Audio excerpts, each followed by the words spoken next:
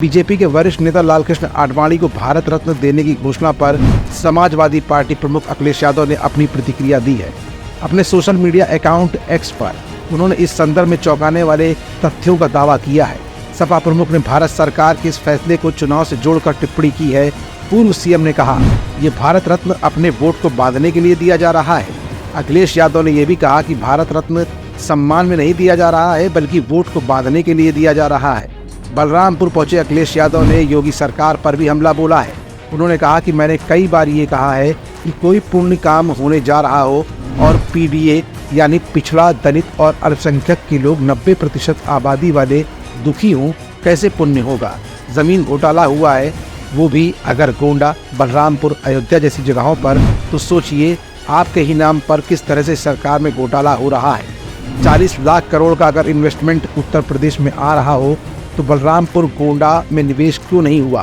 अखिलेश यहीं पर नहीं रुके, उन्होंने बेरोजगारी के मुद्दे को भी मीडिया के सामने जमकर उछाला है।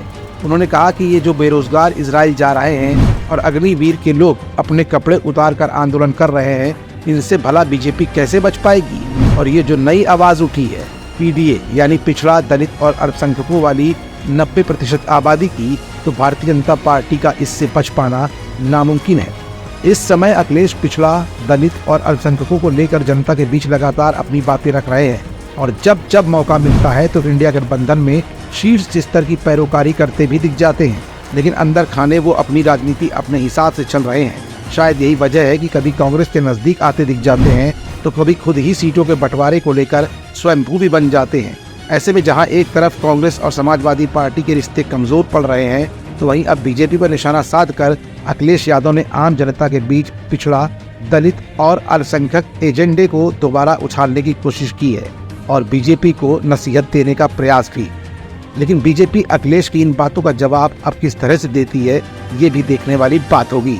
एसकेडी न्यूज के लिए शिखर गौतम के साथ तुषार शर्मा की रिपोर्ट।